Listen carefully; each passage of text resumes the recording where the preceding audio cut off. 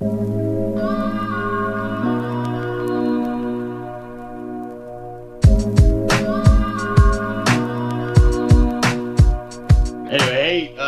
today we're going to talk about the making of Kasan, the album we put out, or at least the last album we put out in 2022 was when it was released.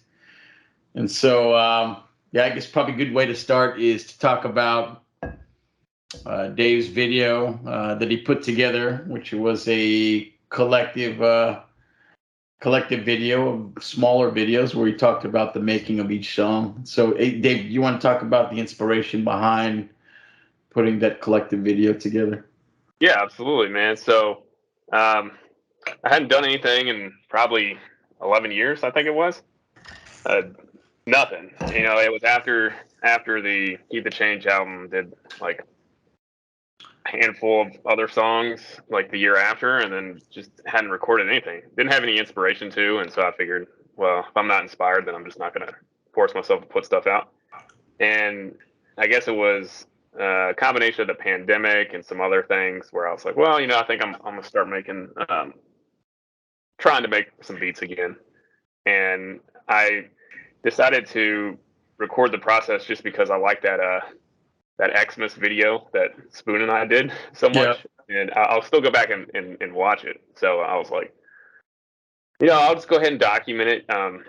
And I had no idea where it was going to go, and figured I'd just probably just keep it for myself, just so I could look back on it. But there really wasn't any plan in place, and so when you That's right. watch the actual video, I start off by saying I have no idea where this is going. So I Yeah. figured I'd just document it, and yeah, so I just started making a few instrumentals, and after a week or two, I was like, well, the game plan is to put out an EP, and I'll just maybe do 5 songs, and I don't know, maybe 2 or 3 will be instrumentals, and then I'll try to bring 1 or 2 other people on. Yep. So of course I reached out to you and was like, Yeah. hey, you wanna do a song? And you're like, Yep. yeah, sure. And so I think I sent you a few instrumentals, or one of the first ones I was working on, which was the Light Sleepers track. Yep. And then we put that out, and then the game plan was, hey man, let's just put out an EP together. Yeah. So we were thinking about doing a handful of songs, and then after a few months, it was like, well, let's just do a full length. So, Yeah. it was not it wasn't like, hey, let's get together and work on an album. It just kind of snowballed from there, and then we started working on the full project. Yeah. It definitely wasn't a planned album, as you mentioned. And I remember hearing that you got back into music and then you started purchasing all sorts of different instruments and pedals. And I was like, oh man, where's this going? And yeah, you looked real into it again. And I think it was, yeah, I mean, we, did the album in mid 2000 or later 2000 and the first album. And then hadn't talked about like putting together another album since, right? We just talked about music and, Right. yeah, and so I thought, no, it was a good time probably to follow it up. And so it worked out. And yeah, 2022. And you mentioned on the video it was like a 2-year process, right? It was 2 years, man. 2 years and a little over 30 instrumentals. So I thought that was misleading though. The 2 years though, a little bit, right?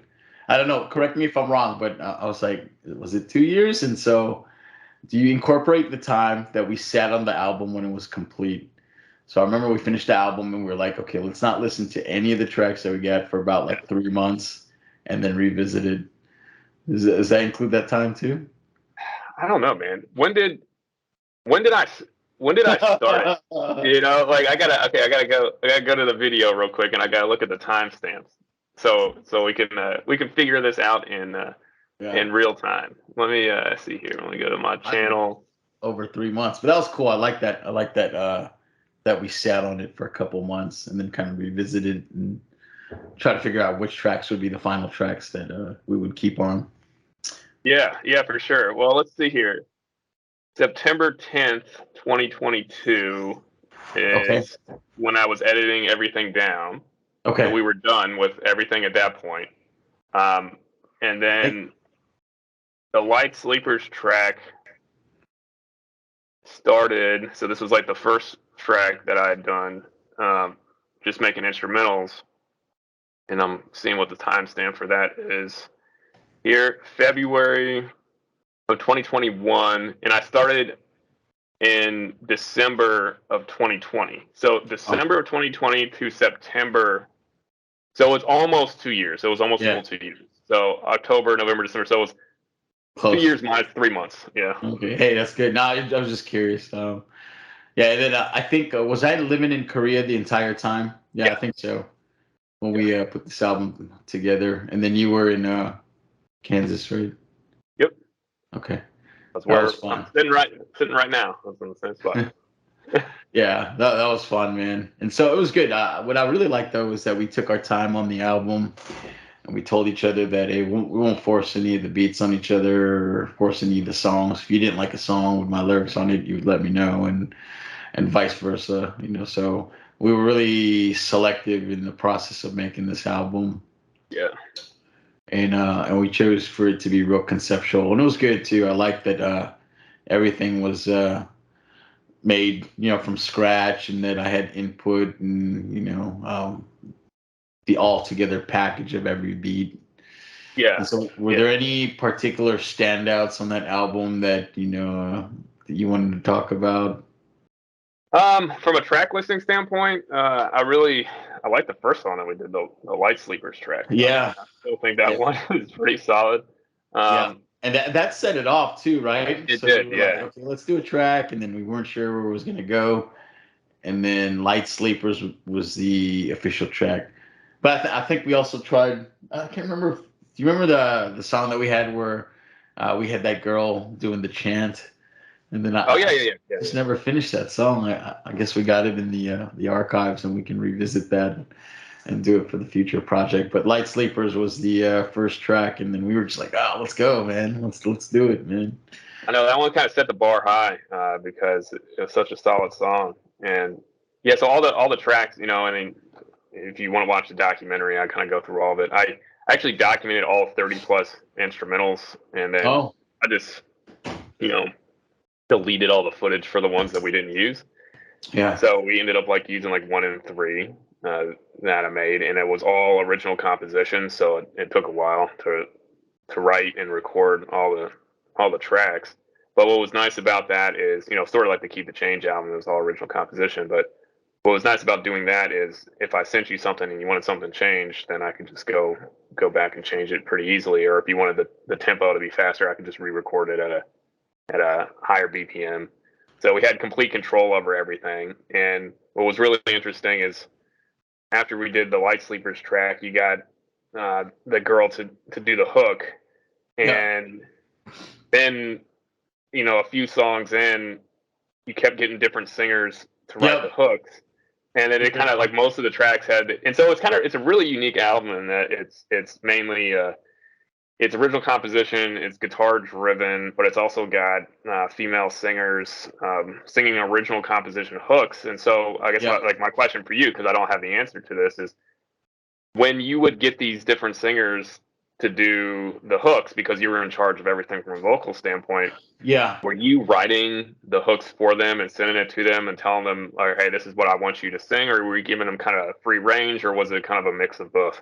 Yeah, that's a good question, man. So I'd say for all the hooks and choruses, I would write the chorus at least of what I envisioned, right? So I said, okay, I think I want the chorus to touch on this, and then these are kind of the lyrics that I want you to play with.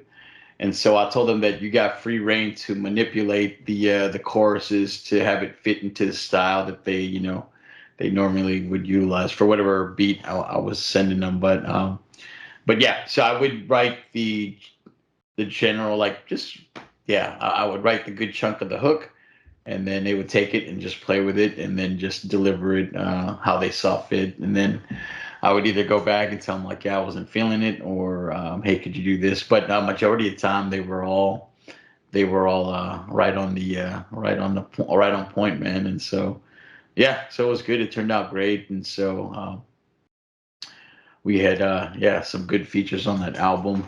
And I'm a dude that has always been a fan of the singing and rapping combination, and so I really wanted to try something really different. I hadn't done it too much in the past, just kind of select times, but I really wanted to use singers and just different things that I normally wouldn't do, and so which is why I think we went through a longer process. So I really like sought out different singers and went through a bunch of stuff and trying to select these folks who featured on there. Odili and Azuma, who both Yeah. featured quite frequently on the album, just I think gave it that touch I was looking for. So I'm glad that And you they're were on international too. too. You want to talk about where Yeah, they're from? Yeah. yeah, that's right. Yeah, so Odili is from Africa, and then I can't remember exactly what country, but she's from there, and then Azuma's from Turkey. So that was great. Just again, also like their background in music and just applying what they had and their skill set to the songs. Yeah, just made it 10 times better. It was great. Yeah, it was great, man. And I think that the underlying theme of this project was just doing stuff that you and I thought sounded good and had fun working on, and it was it wasn't this definitely wasn't an album that we went out and we were like, okay, we got a certain audience in mind or anything like that. It was just Nah, let's do what we want to do and have fun with it. And I'm like really happy with the end product. It's unique, so I'm sure some like traditional hip hop heads probably like, well, it's not boom bap enough, but it yeah, was something that I think that we both just really like. I'm just really happy with how it ended up turning out, just because it's something that like I like to listen to, and I think at this stage of our life, especially, that's yeah. really all we're thinking about is what are we going to have fun putting together? What's exciting to work on, and what do we like listening to? Yeah, no, that's a great point. And we finished the album with about 15 tracks, and then I think we pulled two off, right? Yeah, Two songs didn't make the final cut. I yeah, don't even remember what the songs were, but yeah, it just definitely didn't fit the vibe of the album. And yeah, I loved every track from beginning to end. Once in a while, when I put projects together, there'll be some iffy songs that I'm like, all right, let's just put it on there and see what happens. But every song on this album was like, yeah, let's do it. So it was actually quite hard. Yeah, and I think maybe even one of the songs that we removed were like, oh man, maybe we should, but I guess less is best. We made it a yeah, tight track listing. yeah. One was kind of, I think it was the last song, second to last song that we did, because Mhm. Red Vines was the actual last song that we did, and I think that when you juxtapose the two of them, Red Vines was just way better, so we put that one on there, and then the other one was an instrumental, and it just Oh right. yeah, and it was like the BPM was like 120 or something, so it was nothing that you could rhyme over, and I really liked that instrumental a lot personally. Like I just thought I was just really happy with it, and I like it as a standalone instrumental. But when I would listen to it against the other Yeah. tracks that were on the album, it just didn't fit. It just didn't fit at all. So it was just like had to pull it because it Yeah. wasn't meant for the project. Were we gonna use that for the intro, or I can't even remember where we were gonna place it? But yeah, even Yeah, just I an wasn't sure. instrumental in 13 tracks would be kind of odd too, as well. Maybe. Yeah, and it just didn't fit, and sometimes it just doesn't fit. Sometimes songs they're still decent songs, but the album kind of sounds complete if you listen to it as Yeah. is. It has a certain vibe to it, a certain theme, Sure. and then there was like two kind of sore thumbs that were sitting on it, and so we pulled it Yeah. out. But those tracks weren't necessarily bad; they just didn't didn't flow with the rest of the tracks in the project. So Yeah, it was great. You mentioned that, yeah, that it might not sound like that traditional hip hop, and so like when we got the album reviewed at many locations, that was kind of constant theme, like, oh, this is a different approach, and so yeah, yeah, I thought it was received well, and so but yeah, they did notice that it wasn't the traditional boom bap that we do, and so, but it was great, man. I loved it, and that's what we wanted it to be, and so and I get a lot of good thoughts on the album. So it was great, and I'm happy yeah, with it. Not that I was recording it for an audience like you mentioned, but it was just something new that we wanted to try, and it worked. So Yeah, it was. I got the same sort of response when we did the Keep the Change album with Spoon, because Spoon had come from a battle rap yeah, background. And most people knew him from winning the GRB in 2005 and just hitting like hard hitting battle rap tracks. And then all of a sudden we put together this original composition, basically rock album with him rhyming over top of it. People yeah, are like, "Wow, this is weird." A lot of his traditional guys who listen to his music were like, what on earth is this?" But then like we gained a whole other audience of people. But that was just the merger of the two of us, because he came from yeah, the battle rapping hip hop background, and I came from playing in rock bands and all, and so we just kind of merged the styles and put out something unique that we had fun working on. We did the same thing with this project, it's just, yeah, and this one was cool though, because I was just constantly challenging myself on each track, uh, while I was learning new things. So I wasn't just yeah, using the same stuff I'd used previously. I was like, I'm gonna experiment with these pedals, or I'm gonna do something with the synth, right? And just took a different approach, just because I wanted to kind of mix it up and learn new things. So I was kind of learning on the fly while we were writing the album, and because so much has changed in a decade.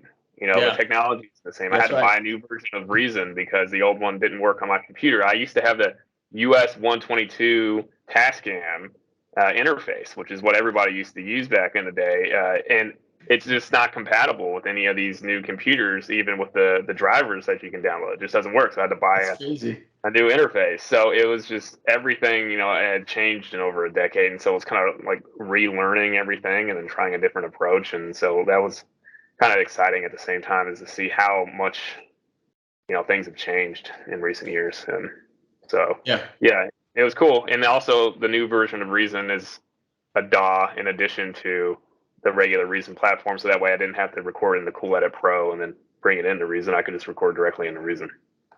yeah. I'm glad that you documented the process too, because as I was watching the videos and I could hear you strumming stuff, it was cool because I knew I know what the final product sounds like, and Yeah. so when you were going through the ideas, I was like, man, and I remember myself like the emotion I was feeling when I was listening to beats for the first time, and then just remembering the how did I come up with the concept of that song, and it was definitely driven by what you were playing, but I could just remember just every instance when I was in Korea when I heard that specific beat or where I was at when I wrote the song, and so that was a good trip down memory lane. And like I mentioned to you, we should take that video and just post it on the Off the Grid podcast channel so that Yeah. we can just give people an idea on what the process was like, because it was really good, and you really documented the creation of the album real well. Yeah, because I captured everything, and it's in chronological order from the first track. So the first track is the Light Sleepers track, Yeah. and it goes all the way through. And it was, I just documented everything from as soon as I got an idea.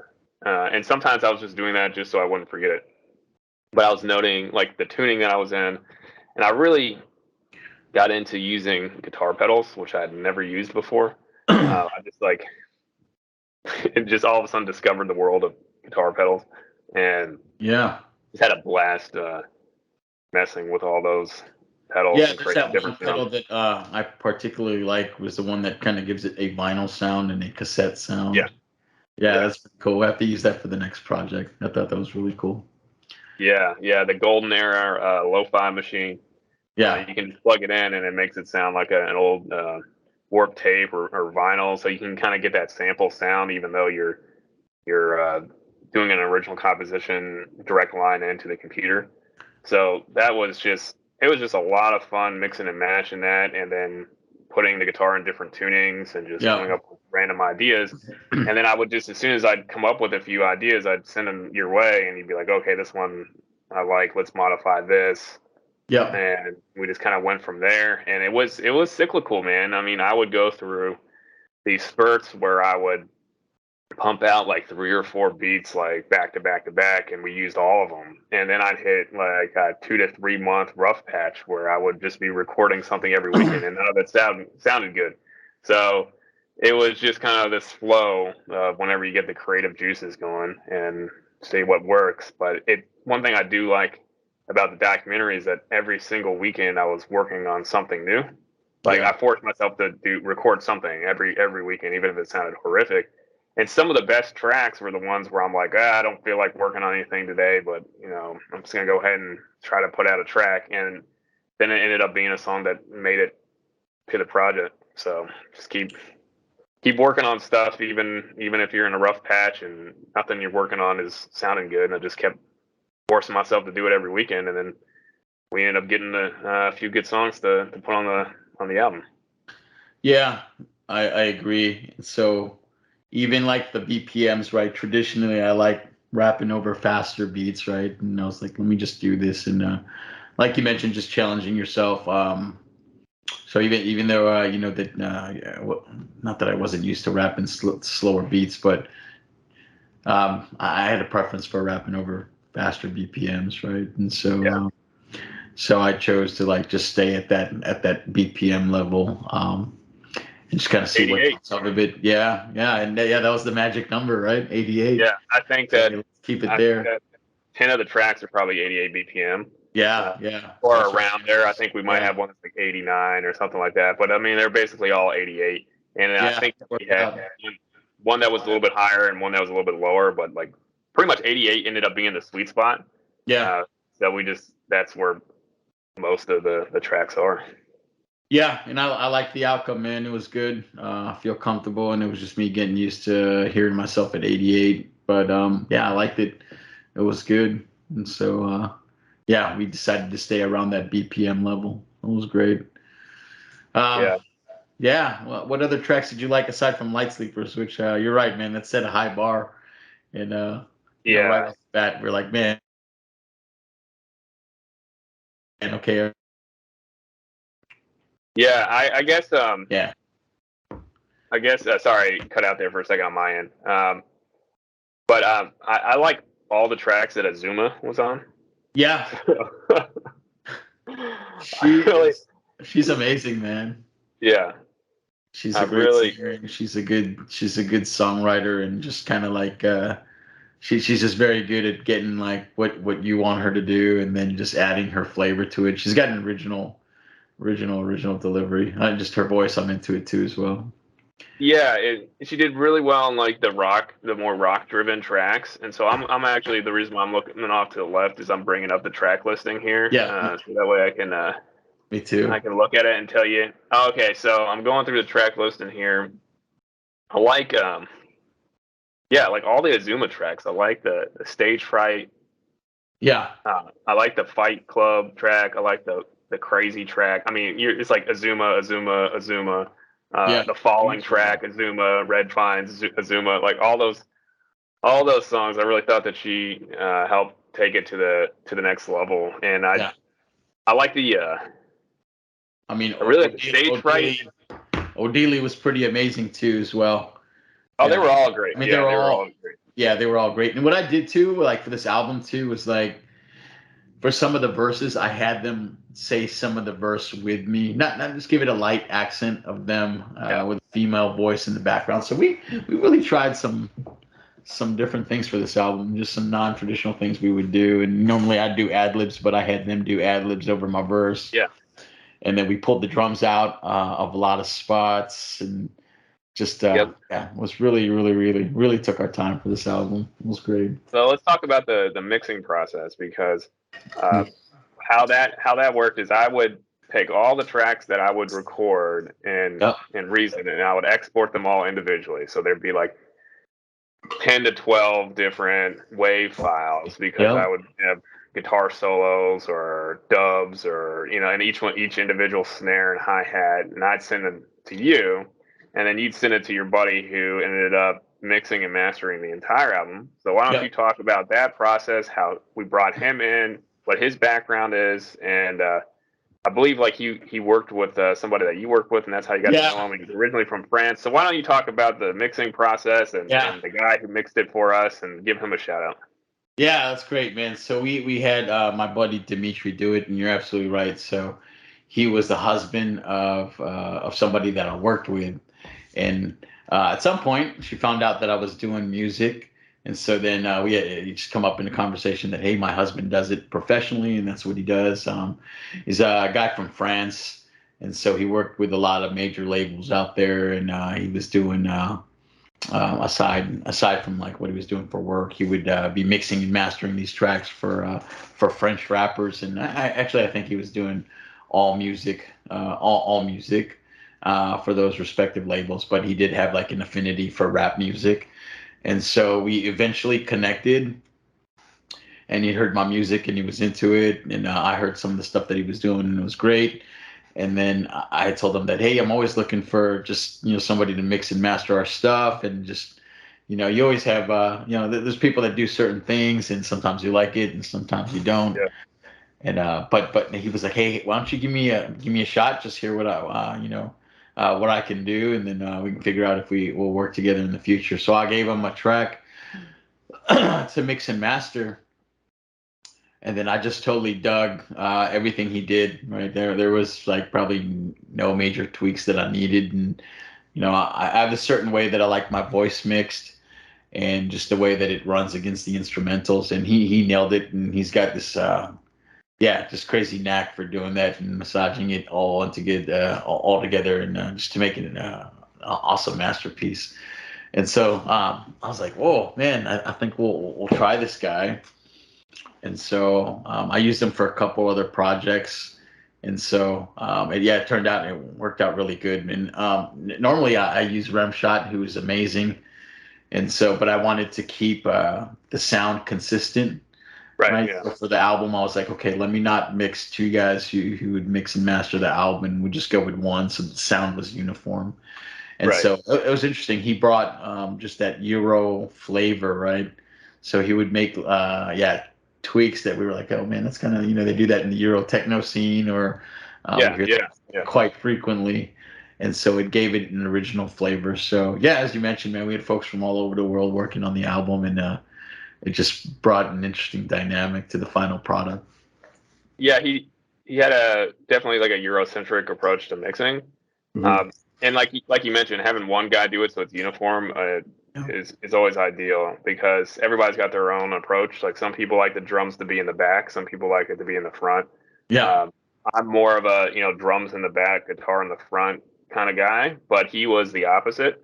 Yeah. So he kind of have the guitars and all in the back and the drums in the front, but it's also got also got his own flavor for doing vocal mixing, Yeah. especially with the female singers, which kind of makes everything flow together. And so it was very like if you listen to the mixing of the album, it's unique, right? It's not just traditional drums in the front, drums in the back type of approach. And it is kind of Eurocentric, like you mentioned. And so adding that element kind of made the album even more unique. You have a guy from France mixing it. We've got singers from Turkey and Africa, and The I think Yeah. she was from Nigeria, but I'm not exactly sure. Yep. And Yeah, you're right. Actually, yeah, that's where she's from.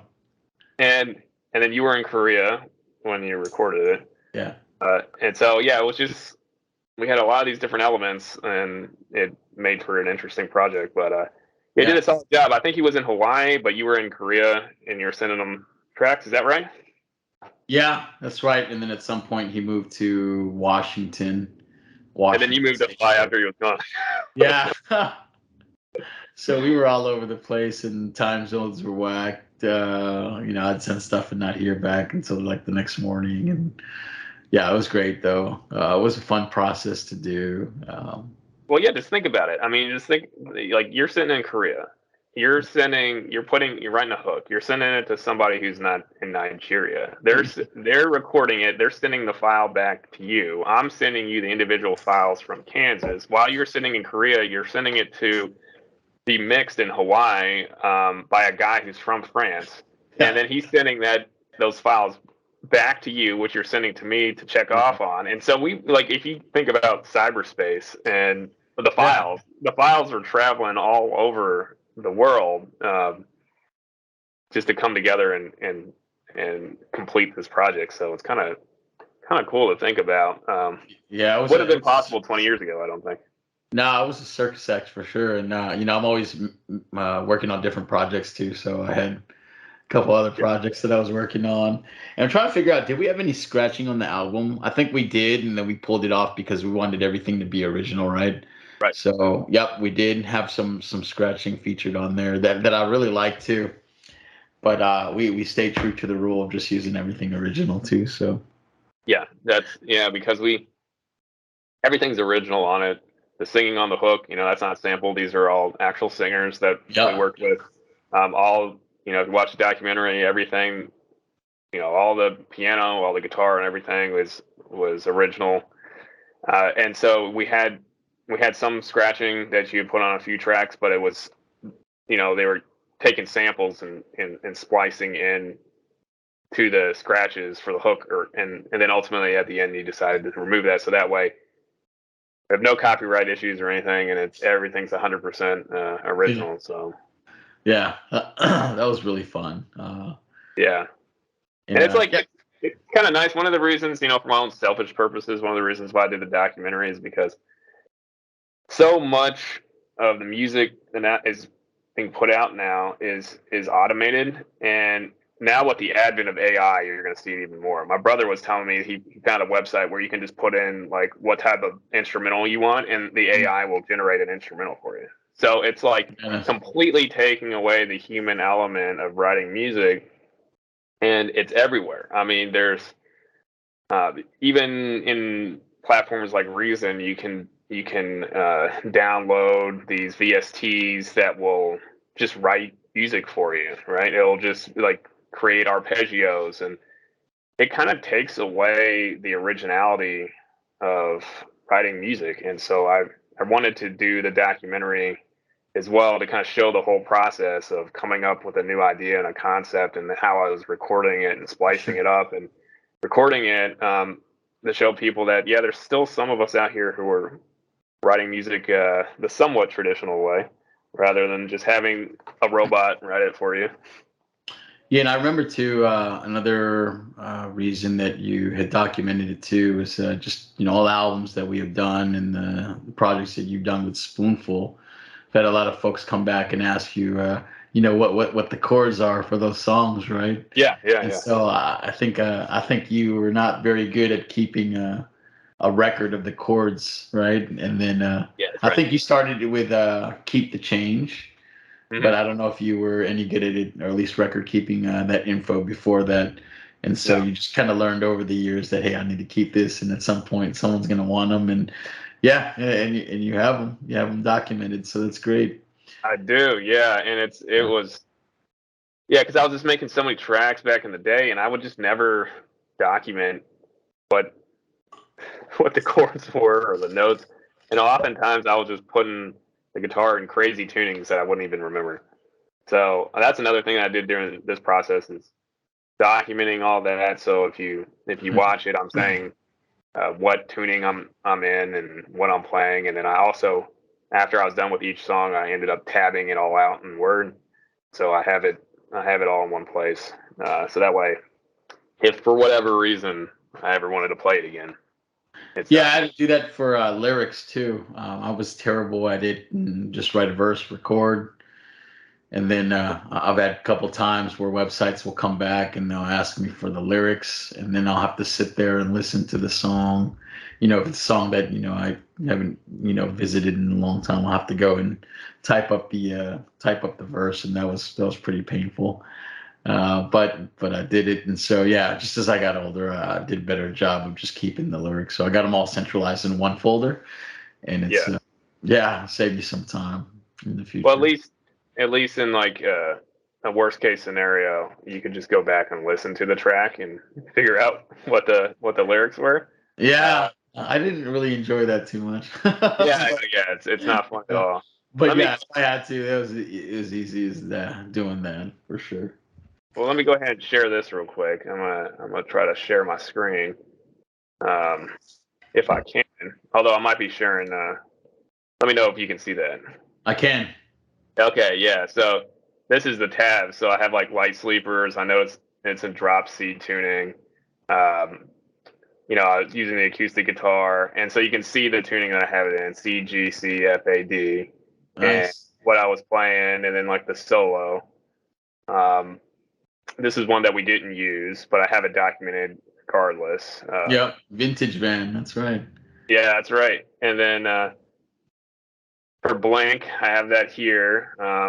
So yeah, I got all of them in this document: falling, B A D, F sharp, A E, acoustic and electric, and the hook solos and everything. So I got them all in this Word doc. And I even noted like this one, for example. Yeah, so I was using standard tuning, but I had a half step down, and then I used a three string, I should say string, not strong, capo on the second fret. Yeah. And so, yeah, I was playing with the 1954 fuzz, so that was the pedal. I had it at 6 volume. I was also using the lo-fi machine. So I not only have the tabs, but I have the pedals I was using and the setting that I had it on, and all that. So it's all in this document. And so if anybody ever wants to learn how to play any of the songs, I've got them all there. Yeah, and I appreciate you doing that during the videos, right? You were giving out the chords, and so that was great. And so you had told me to during the recording process. You were like, "Hey, man, you should record just yourself talking about the concept development of each song." And Yeah. I don't know. Yeah, I just I don't know, but I was just busy at work. But after I saw the video, I was like, "Oh, I should have done it." And so Yeah. Yeah, I wasn't gonna like call you out on that, but yeah. but I did. But I did. yeah, yeah. Well, initially, when we ultimately decided that we were gonna work on a product, I was telling you, I was like, man, just record the process, or at the very least, do an overview of how you're recording in your house, so that way I can splice it into this documentary at the end. But you dropped the ball on that one. Yeah, 100%, man. So we'll have to do it again. But it certainly motivated me to get started on the next project. And I probably need you to send me a folder of the unused beats again, so I can revisit them, and then we can kind of start the process again. But it was fun, and I want to do it again. And I think, when I was working on that project, I probably, like, to be honest, probably had like 4 or 5 different projects going on. And Yeah, so yeah, I kind of looked at as a way of just, so I could stay fresh on each project. I didn't want to work on one project and just, keep working on it and then blah. And then I'd be like, then I hit a roadblock. What I would do is just work on the Kasan album, and then I'm like, okay, man, I'm at a roadblock. Let me go on to the next project. And so what I was doing was I was recording like a song for a different project every week, right? yeah. Yeah, like one week, yeah, obviously I work on Kasan, and the next week something else, so that I wouldn't get tired of the project.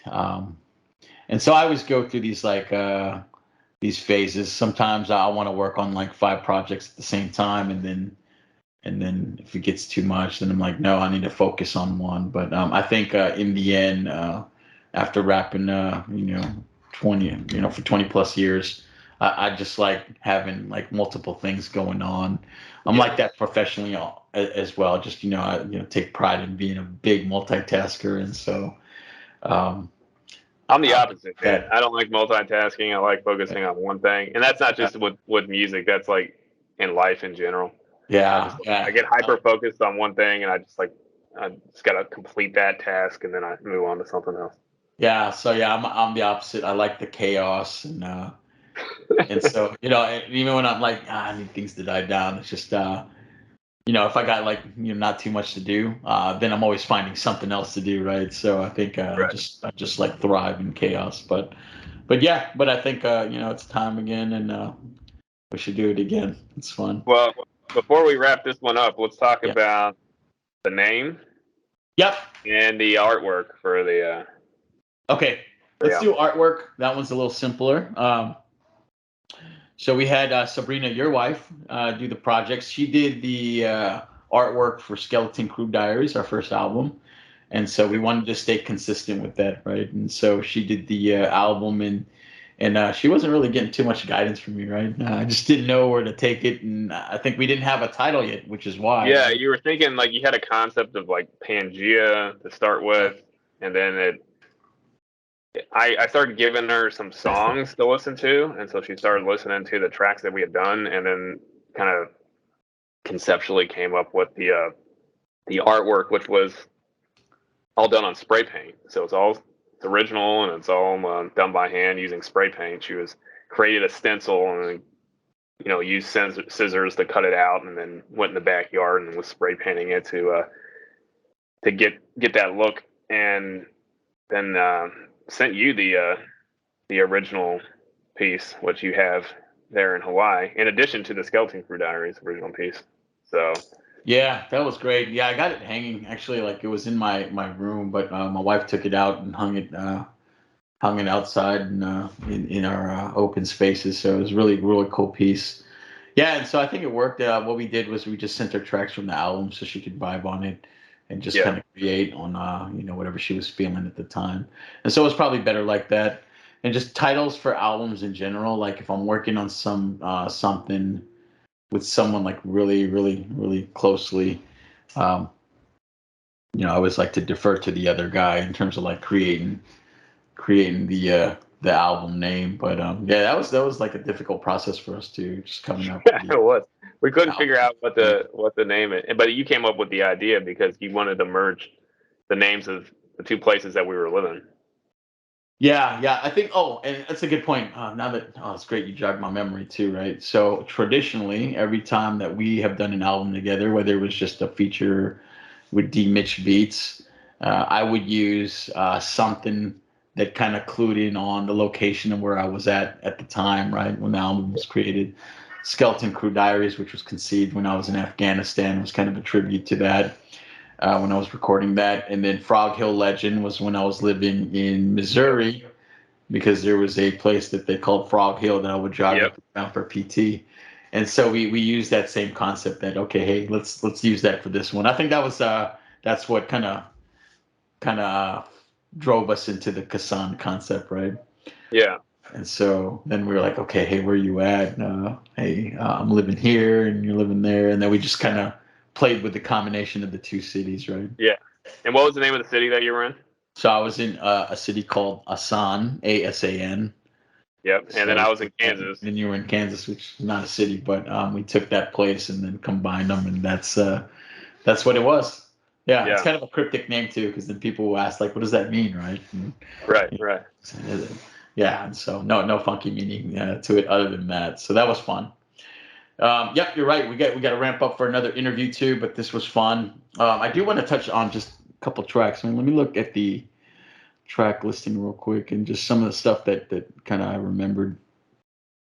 So I'll just pick two tracks that have pretty funny stories, man. And so Makeup, one of the other songs that gets a lot of play too from the different radio shows and websites. That one's pretty funny, man. Just a hook on that, I really like, and so it was funny. It was I won't say who, but I had a friend that was mad at one of our other friends, and so and so I heard that person use a phrase that I hadn't heard before. It was makeup on a monkey is still a monkey, Yeah. Yeah. right? And so I thought, well, that's pretty interesting. I'd never heard I've that. heard that with pig. I hadn't heard it with monkey, but it's the same concept. Yeah. And so then I was like, dude, that's the perfect hook. And so, yeah, so it was out of an argument that was happening between two friends. And so I used that and generated that song. And again, that song is probably one of our more popular songs from that album. And so that was great. Inspiration comes from everywhere.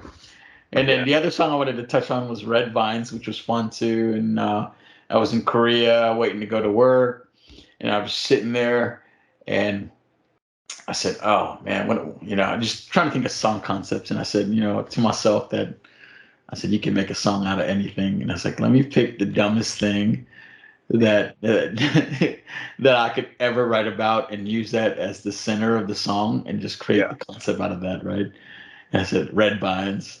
I said, "Okay, hey, let Now, me." what is red bonds? Like, what is that? Like, So it's a candy, right? You ever heard that oh, candy? Red Vine no, candy? no, I haven't. Oh, okay, yeah. So it's just like licorice, right? It's licorice. Oh, okay, yeah, yeah, Yeah, so it's a brand of red. Yeah, it's a brand of licorice, but they're red vines, and that's what they're called. And so I said, okay, I'm gonna do a song that centers around red vines, right? And I kind of did the thing that Spoon did too, and I started writing the verse and just rapping about stuff that was around me. So you'll Yeah. hear me talk about in the beginning about a garbage truck, Yeah. right? Yeah. So and that was true, right? I was sitting in Korea, and then just the garbage man was like filling up the garbage truck, and so I wrote about that, and yeah, and then just kind of centered the hook around red vines, and then I would bring the word back numerous times during the song, and that too is another probably one of my favorite songs from that Yeah, album. that's one of my favorite tracks for sure. I love that all around. Yeah, it's a very Spoonful thing to do. Like if you listen Yeah, to any yeah. Spoon stuff, he's got some reference to something that he's looking at, or something that's going on. And so Yeah. So yeah, I do that a lot too. So inspiration comes from everywhere, and you gotta you just take it all in and pull the big pull pieces and create your masterpiece. And yeah, so yeah, I did that a lot during the album too as well. And actually, like into my style now, I do that quite frequent. And so when I'm hearing the song, I giggle or I just remember the instant of when I see the garbage truck picking up garbage, right? So yeah, that was fun. Well, good man. Hey, Kasan, amazing album. It was one of my favorites, and it was a fun process. And I'm glad you documented. And I'm mad at myself for not not documenting it. So, but you have to do it for the next one. yeah. But opportunities like these allow for me to kind of just run through memory lane and remember some of those stories. So it was good. Yeah, So we'll do it again. And yep, I guess the way ahead or future actions would be to send me a folder of the beats that you have created that we haven't used yet. Very military or DoD thing to say about future actions, and yep. yeah. So way ahead, Well, right? this AAR was a compliment. Yeah. And the glide path to the next album. So, all right, man. We'll go ahead and break from now, and then we'll ramp up for the next one, man. Thanks for again taking the time to do this with me. It was fun.